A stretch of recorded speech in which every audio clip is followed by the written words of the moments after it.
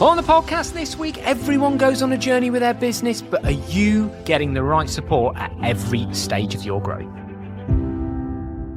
Welcome to the Profit Cash Growth Podcast. This is the podcast for 6 and 7 figure business owners who are looking to grow a financially successful business. My co-host, Claire Hancott, is a finance director, chartered accountant and entrepreneur. And every week, I'll be exploring guidance and frameworks designed to help you increase your profits, improve your cash flow and grow your business. Right, the tree is in position now, isn't it? It is. It did take a little while. At one point, I had to trim my face. I looked like I was sitting in the tree. Like it really took a little bit of positioning, didn't it? Yeah, it was like you were full on in the bush rather than like the tree being part of the scenery behind us. You don't even really know what we're talking about if you listen to last week. You've got to be an avid listener to this podcast to know what on earth the ramblings are that go on as this starts every time. We record 2 podcasts every week as well. And in the last one, we did comment on the fact that I look like a unit. And when we watched the playback, my shoulders and my body look insanely wide. And then I've just got this tiny little head that looks out of proportion on top of it. So, we won't be doing this angle or this jumper ever again. But hang on, the tiny little head thing, it's not an illusion, is it? No, it's just true. a fact. Yeah, I do have a small head. What? Tell? No. Oh, no, on, you don't want to talk about your small head. No, I do. You have make it sound like it's a medical condition now. I do have a child's head. No, there's nothing unusual about it apart from the fact that it's just unusually small. That's the thing, isn't it? Yeah. That's all that actually matters, really. Right. Anyway. That is our shit chat. Talk? Is that it? Yes, come on. The shit chat for this week? That's the shit chat. We're going straight into News Story of the Week, yeah. Go for it. No jokes or anything? No, we don't. No, we don't need any more of those terrible jokes. Let's do this week's News Story of the Week.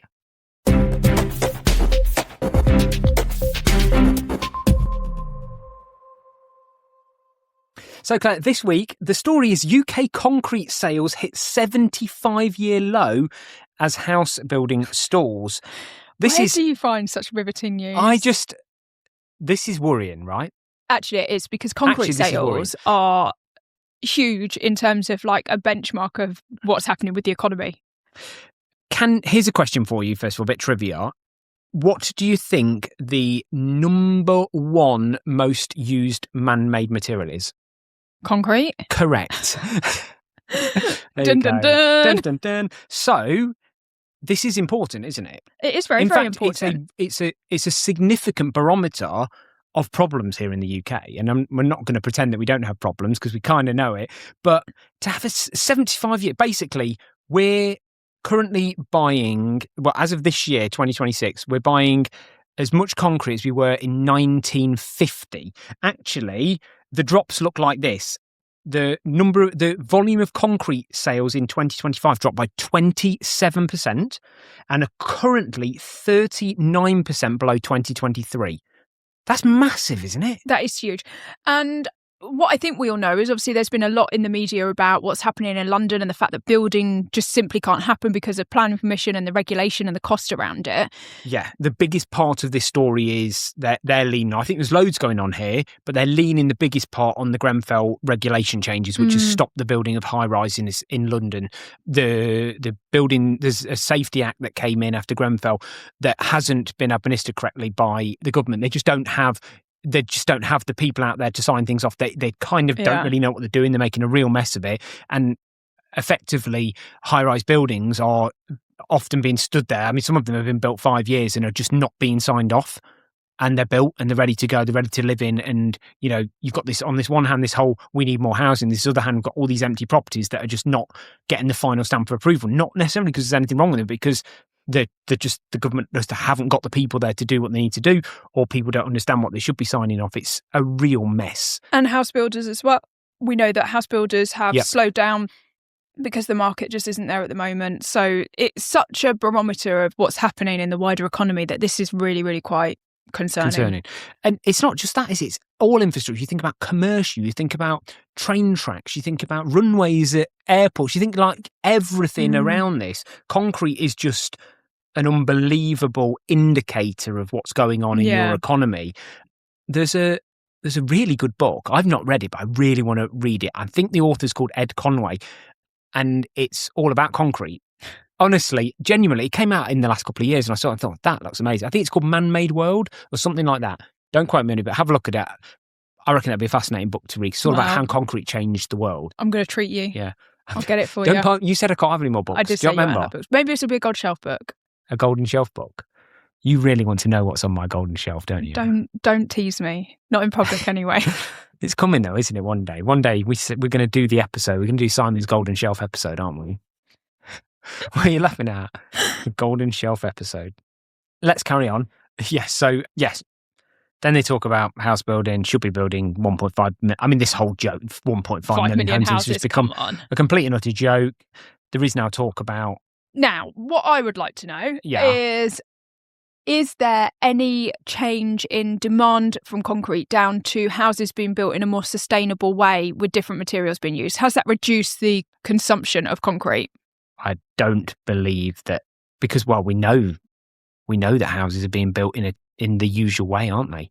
I don't know, are they? I've not seen any houses that are built differently, because you can't get lending on a house that's non-standard construction. So, like, the constraint on building a house with brick, timber and tile is constrained by lending, and 99% of people buy a house with a mortgage, and you can't get a mortgage on a property that's not built with standard construction. But are they, for example, coming up with ways of reducing the amount of concrete that's used in a home? Because actually concrete is not very environmentally friendly, is it? The only place that concrete's used in a home is in the foundations, and you can't change that. Okay. Yeah. Well, there we go then. There you go. We're all fucked. Something's going That's on. the only thing I don't know. this. Something's going on, and this is just yet another worrying indicator of something that's going on that either is going to be, as we keep saying, like, it's just going to blow over and we're about to go into an amazing time. Like, there's only so many years that we can say, oh, it's rubbish, before we go on a nice rally and things are great. Or you keep saying it's rubbish, or I don't know, maybe we've turned a corner and everything's going to be worse than ever. I find it interesting where we live at the moment, because we're seeing almost the complete opposite around where we are. We live near Milton Keynes and we are bang in the middle of the Oxbridge Arc. So we've got a few things going on. We've got the Universal Studios is coming just down the road from us. We've got East West Coast Railway, and we've also got the top of HS2 coming nearby as well. So in terms of that, along with the fact that we're on this Oxbridge Arc, there is just huge amounts of investment in this area at the moment, and so much building, roads, infrastructure, everything seems to be happening here. But maybe it's not happening anywhere else. And that's what the issue is. It's interesting how you can get stuck in your own little sort of micro bubble and not really realise what's happening everywhere else. Yeah. I mean, I think a huge part of this is London-based. It's a real problem. I think, I don't know what it's like to be in London at the moment, but you don't read a lot of good things about London.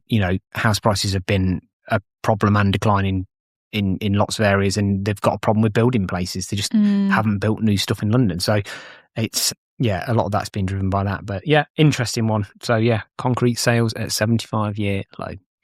Right.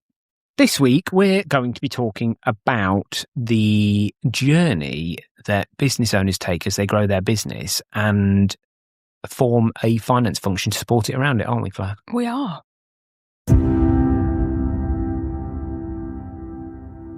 So what we're talking about this week, Claire, we're talking about the 3 levels of financial support that every growing business goes through. Why are we qualified? Why are you qualified to talk about this? Because you are building this framework from lived experience, aren't you? So. Oh, 100%. So, I mean, this is the basis of why Profit Cash Growth exists. And I've seen this firsthand throughout the years with both my parents running their own businesses, from a couple of £100,000 turnover up to multi-millions.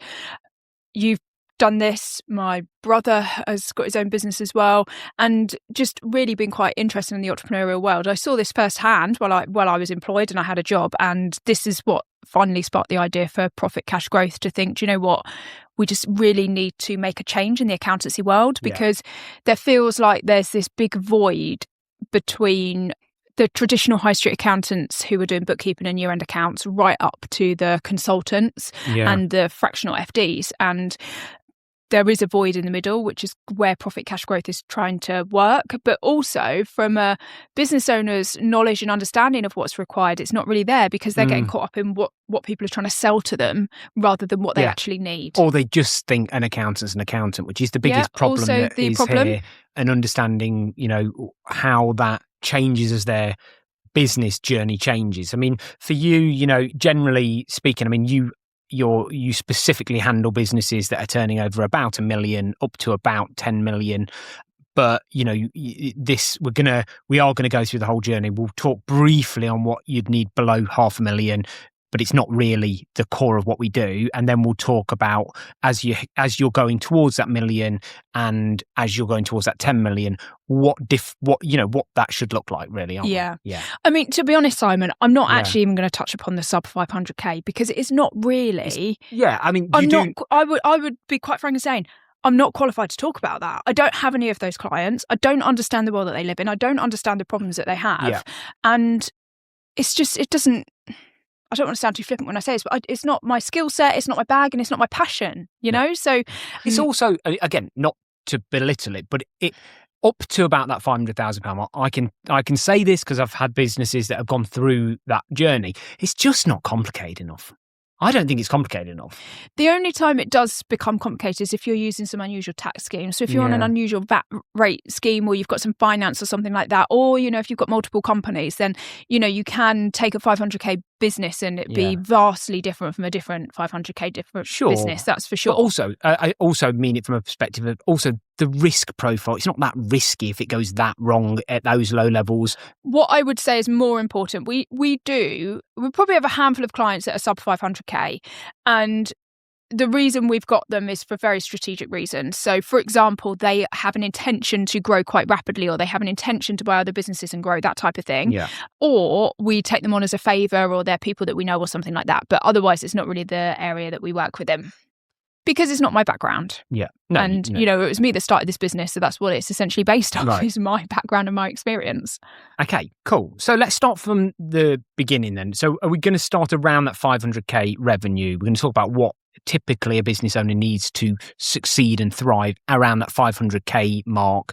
And then we're going to go up and try and put, it's going to be broad because it's not just about revenue, as you always say. There's lots of moving parts, and you can have a you can have £1 million business that needs FD strategic advice because of the complexities versus maybe not. So, but it gives you an indicator of where you might be on the spectrum. Yeah, absolutely. So we kind of say that around 500k, this is where a traditional high street accountant, I would probably say 90% of their clients are going to be sub 500k. They start to creak a little bit, don't they? They start to creak. Their systems, their processes, their way of working is perhaps not quite geared up for what you need when you get to this stage. And that's when you start to get this feeling that, do you need somebody in-house? Do you need something different? Have you got a bad accountant? All of those feelings start coming in. Yeah. So at that level, you're going to be focusing mostly on compliance. Yeah. Okay. So you've probably got a bookkeeper who's doing your VAT returns, your payroll, putting all your receipts and invoices into the system, that type of thing. And then you're going to have somebody, normally an accountant, that will be doing your year-end accounts for you. Okay. Yeah. So mostly you will get to that stage and they would have been focused on compliance. But this is when we start to pull in what we refer to as core reporting. So that would be looking at having like a monthly management accounts pack. Yeah. Still quite straightforward at this stage. We don't need to overcomplicate it. We don't need fancy modelling and we don't need fancy reporting. We just need the core things, like a good laid out P&L with some percentages, some trends on it, some ratios, that type of thing. We need a balance sheet and we need some really basic cash flow forecasting as well. And then it's obviously really important that we've got an overview of what's happening with your taxes as well. So that's another key thing that it's important to have visibility of, that you're estimating what your tax bills are going to be and that you're not just tracking when payments are due. Okay, great. So very much compliance-led at this stage. Compliance-led. Your control. Yeah, compliance-led, but you're starting to dip your toe in the water of having proper management accounts. Yeah, reporting. Yeah. Okay. And I'd like to probably make a differentiation between what I'm talking about here is an accountant that has experience producing management accounts, is actually producing a set of management accounts for you, is reviewing them, is making sure that they're appropriate, versus any Tom, Dick and Harry simply logging onto something like Xero and running a report. There is a big difference. Okay. So I'm talking about having a system like Xero customised for your needs. Yeah. Set up with reports that are bespoke to you and tell you what you need to know about your business, not using the out-the-box stuff that comes in Xero, QuickBooks, etc. Got you. Are these always limited companies or is there different structures? You probably wouldn't run anything but a limited company when you get to this sort of size. There might be some people that maybe got partnership for tax reasons and things like that, but generally speaking, yes, this is going to be limited companies. Okay, so a limited company around sort of 500k up to roughly around 1 million, maybe 2 million if you're a straightforward business. You're going to be focusing on your core compliance and getting some really basic reporting nailed.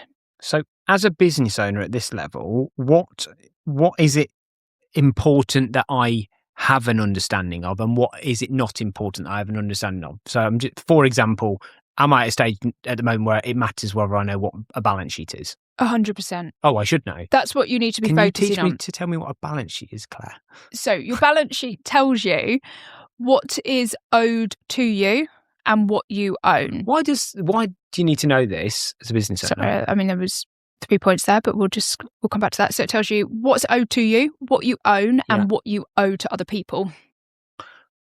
I've never looked at So your assets and liabilities. You don't need to look at your balance sheet because your balance sheet is so straightforward. You're a service-based business. You don't have any assets, and you are running, especially a lifestyle business, where you are simply taking the money out of the business as dividends.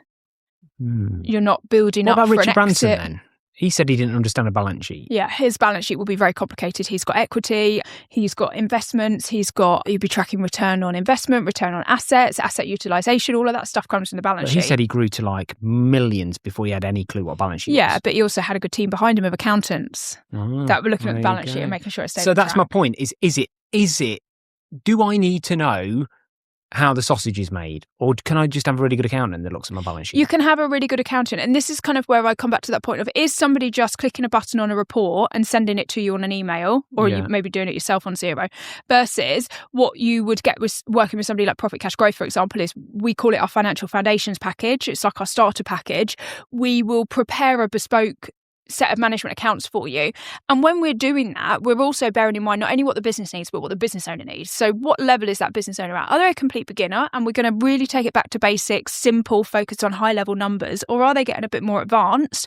We can start to build in some ratios, some trends, things like that, and add a layer of complexity. So that will continue to grow with yourself and your business. Because there are two things going on here. Like, we're talking about the finance support they need, but actually the business owner needs the education as the finance function grows as well. And I know you're great at doing this because we've got obviously the podcast, we've got your book, which goes to every prospect and client that comes to us. We've got the weekly newsletter. So we get all of our clients onto all of this education so that they're coming on the journey with us.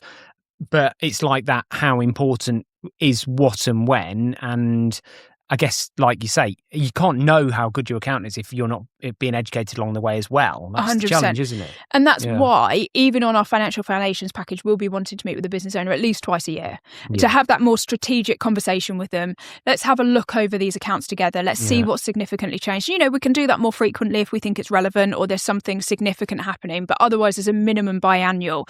And at that point, we'll be looking at everything. We'll be looking at kind of the performance of the business. We'll be talking to the business owner about tax planning, you know, what we think the tax bills are going to be, any opportunities to reduce it, all of that type of thing. Right. What you don't want to do is get too bogged down in paying an accountant to sit on that meeting with you every month when you really understand your numbers, because chances are there's not much changing in your P&L on a monthly basis, which is why we just simply don't do it more frequently, because we're sitting there talking about the same number consistently with the business owner. Yeah, I agree. I mean, the biggest barrier at that sort of size, that sort of 500k to 1 million, is that the business owner generally is still quite in the business on a day-to-day basis. And so the limitation tends to be the business owner's ability to free up their time to implement any changes in the business, which is why it doesn't tend to, we don't tend to see changes in the numbers with any sort of pace, let's say. It's a mindset thing as well until you go over that number. It's a horrible stage to be at in your business. It is, because they can't even free up the time for their mind. You know what it's like. It's not just about, find an hour there. It takes many hours or days to unwind your mind from what's working to be able to think totally differently about your business. So yeah, I get that. It's a tough place to be. But you've got to go through that, and then you will, when you come out the other end, you can start to think, which is why we have this stair-step approach of what they're going through the foundations and onto financial control, which we'll talk about soon. And I think when you're at that point where you're still sort of 500k to $1 million, maybe 2 million, you are so involved in your business and you are wearing two hats. You generally have a full-time job in your business, plus you're trying to be the CEO, MD that's driving the business forward. And it is exhausting. And so therefore you have to be practical about how quickly you can implement changes. Yeah.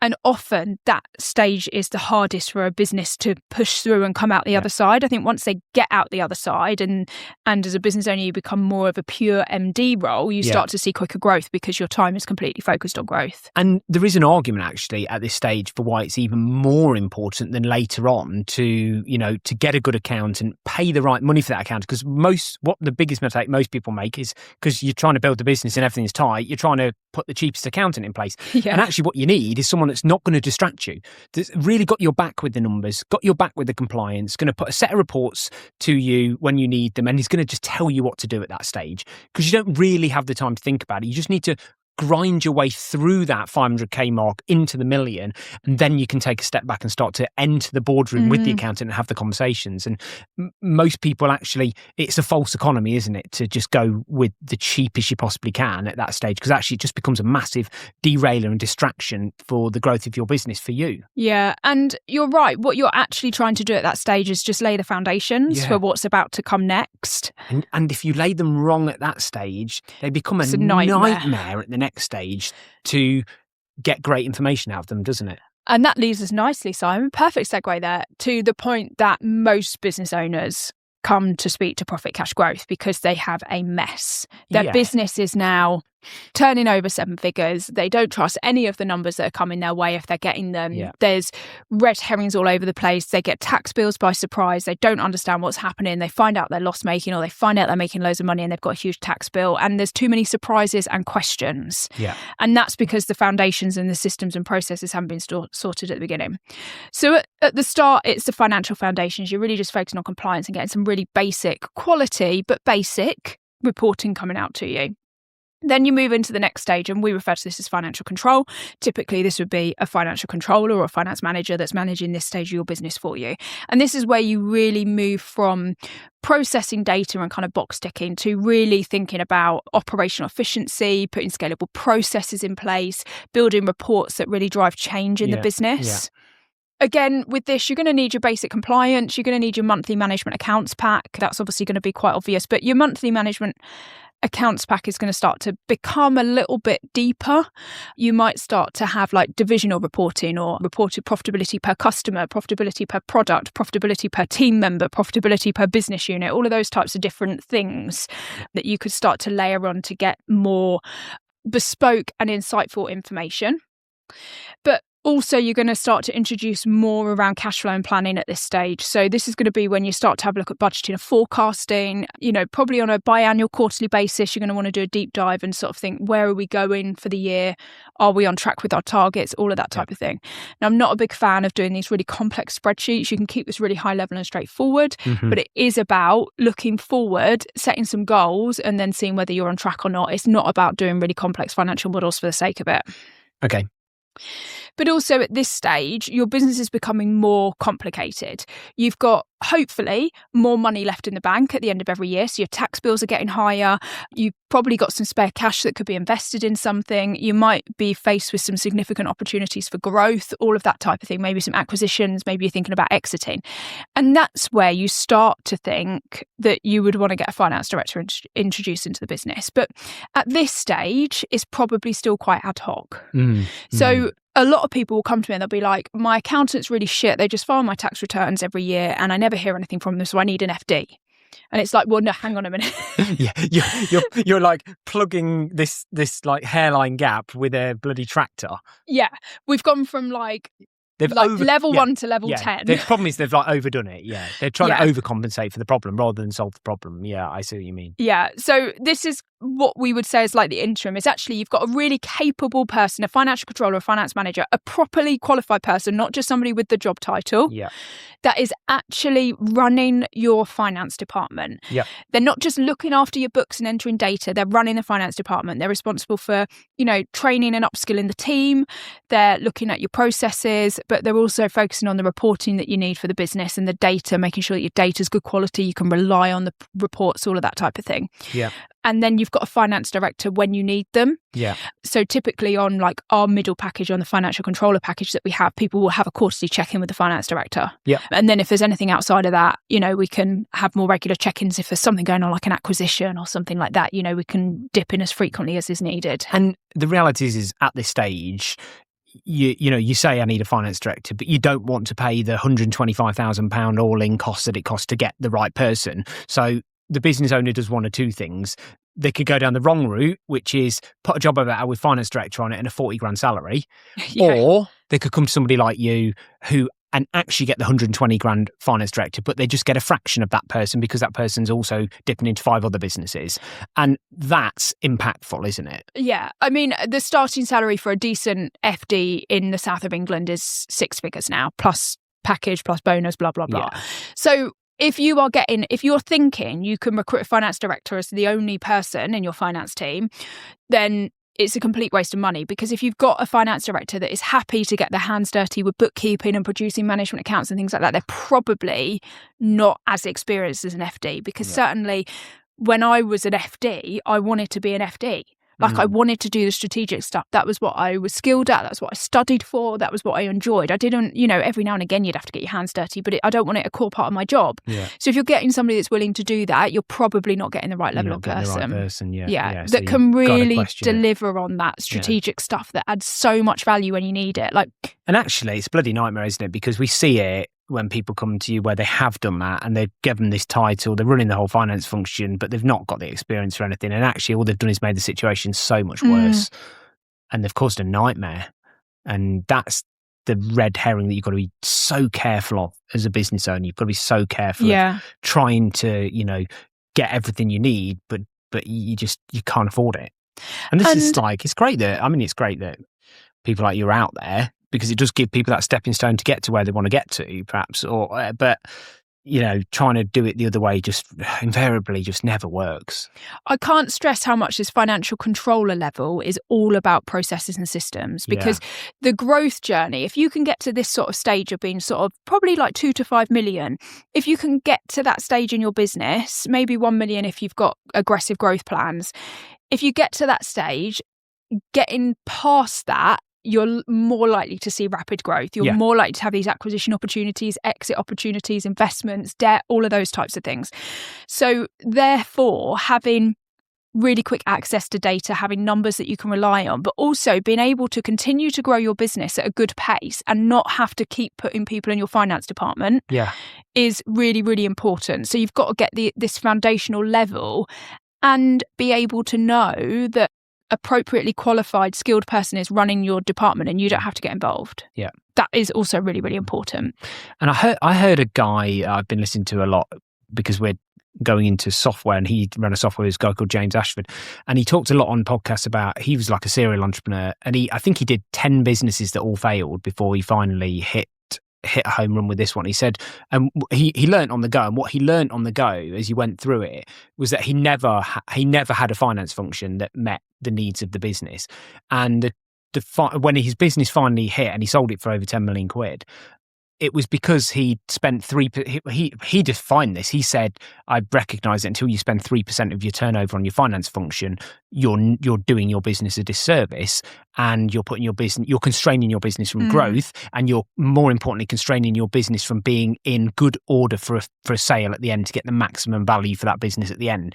And he completely attributes the fact that he had 3 people bidding over his business to the fact that his house was so in order when the brokers came to look at it that they couldn't negotiate down the price.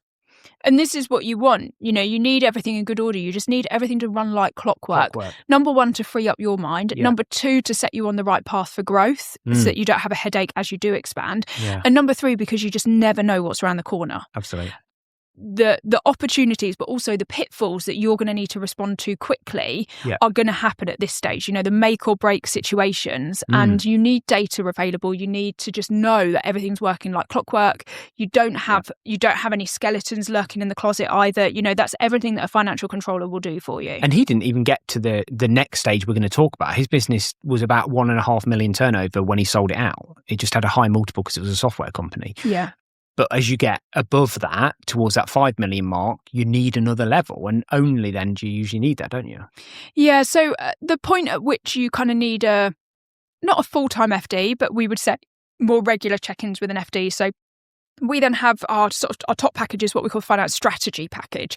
And this is where your finance department is essentially being run by an FD. So you're going to be checking in with an FD at least every couple of weeks, really. Monthly meetings with the FD, you're going to be looking at like monthly board meetings with them, lease quarterly forecasting, cash flow planning. And really, this is kind of the stage that you're at where it's either going to be dictated by size. So I would typically say that if you are an asset heavy business, or you've got product, stock, manufacturing, anything like that, then I would say when you get to about 5 million, you need this. Yeah. Or if you're a service-based business, you can often make it to around 8 to 10 million before you really need more input from an FD. Yeah. But if you're fast growing, you're looking at high impact decisions like acquisitions, exits, finance, all of those types of things, then you would absolutely benefit from having that more regular input from an FD, because just the knowledge and the value that they'll unlock from being involved in your conversations. Just unlocking that experience and knowledge is just sheer leverage on all of those things that you just said, isn't it? That's because the way that you've got to look at it is an FD, they might come in with some big bang situations, particularly at the start. But otherwise, what they're going to do is they are going to keep you on track consistently. So they're not going to allow you to go sort of 1%, 2%, 3% off track. Now, when you're a small business turning over just 200K, 1%, 2%, 3% doesn't really move the dial that much. No. But when you're a bigger business, 10 million, 1%, 2%, 3% is huge. Well, it could be your profit margin for a lot of businesses of that size. So that's why it's so much more important that you've got somebody that really understands financial strategy and is really keeping those numbers on track, so you can't deviate by even small amounts. Sure. And because the impact is so big. So when you get to that point, you're kind of focusing on, but obviously you've still got your compliance needs. That's still all going on in the background. And you're probably getting towards the size where you're going to need an audit as well. So you'd want an FD to be overseeing an audit, because that's a public record of how well you run your company. Yeah. You've got your core monthly reporting, your management accounts, your tax liabilities, your VAT returns, all of that kind of stuff going on. You're going to have your cash flow and your planning. So that's around cash flow forecasting, budgeting and forecasting, and then tax planning and optimization. Then you've got your finance director stuff. So that's going to be your board meeting with your finance director, KPI analysis, and looking at like monthly board packs and having a board level conversation with senior management in the business. Yeah. And then finally, you've got the finance system piece in the background that the financial controller should still be doing, but that should be linked into the strategy of the business. So that's going to be more forward looking. So when you first get your financial controller, they're probably going to be fixing things. But once you've fixed everything, you then need to think, okay, what is the business we're going to have in 12 months' time, and what do we need to support that? So it's going to become a bit more forward looking. Great. Well, I think that's been an amazing sort of journey and a way of framing it. So, I mean, just to summarize, you frame it in 3 bits, don't you? Kind of, you call it financial foundations, which is bookkeeping and year-end accounting.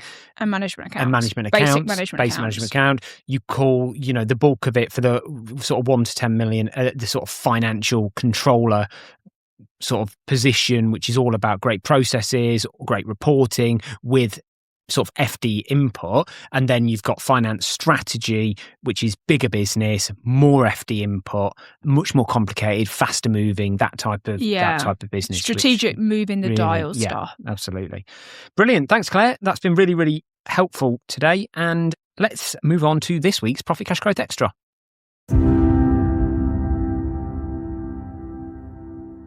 So, Claire, this week I saw an announcement that Google are launching a AI sidebar for Google Chrome, which I'm really, really excited about. It's basically going to put a sidebar at the side of your Google Chrome browser with Gemini built in, and it's going to allow you to effectively ask your AI to do anything it wants on that web page. So they gave a couple of really good examples, which I liked. One was they said, can you strip out all of the information off this web page, put it into a Word document or a presentation for me? And it just did it.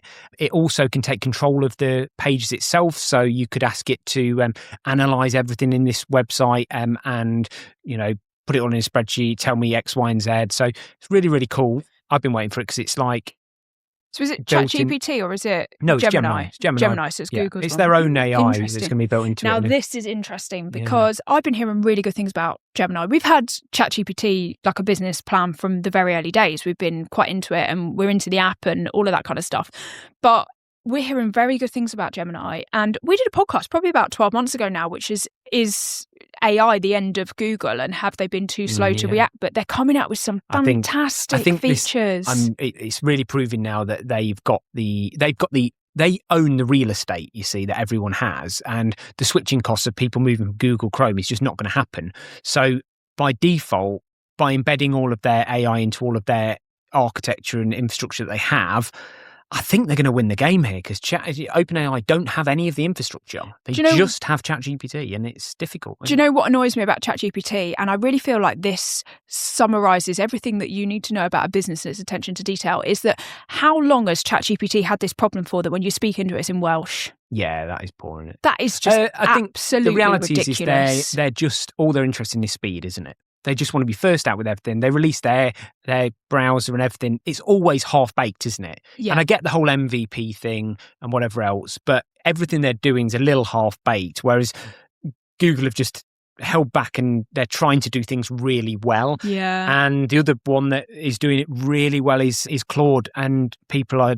I think Claude's taking the B2B world. They're taking the coding world. They're taking the copyright. It is in the B2B world. I agree with you on that, yeah. Really well known. And I think there's two fights here. There's a consumer market and there's a B2B market. And I think the consumer market is a OpenAI and Google fight. And I think the B2B market is very much, at the moment, Claude are pretty much running it. Most of the B2B people that I know, that they're sort of running away with it. So yeah, that's my one. Look out for that. I don't think it's out yet, and they're going to kind of throw it into people's Chromes on a beta basis. So you might get it, you might not get it through the testing phase, but it's coming, and I'm really excited about that because it's just what I'm waiting for embedded into my browser. So I think that's the pod today. Thanks for joining us for another week. If you feel like you might have outgrown your current accountant, maybe you're at the bookkeeping and year-end place and you want to move to financial control, you can speak to Claire and the team at Profit Cash Growth, profitcashgrowth.com. On there, you can book a discovery call so that Claire can assess where you're at with your business and advise where to go next. As always, please rate, review and subscribe to the podcast, and do listen back to any of the back episodes. They're all packed with education to help you increase your profits, improve your cash flow and grow your business. And we will, as always, see you again next week.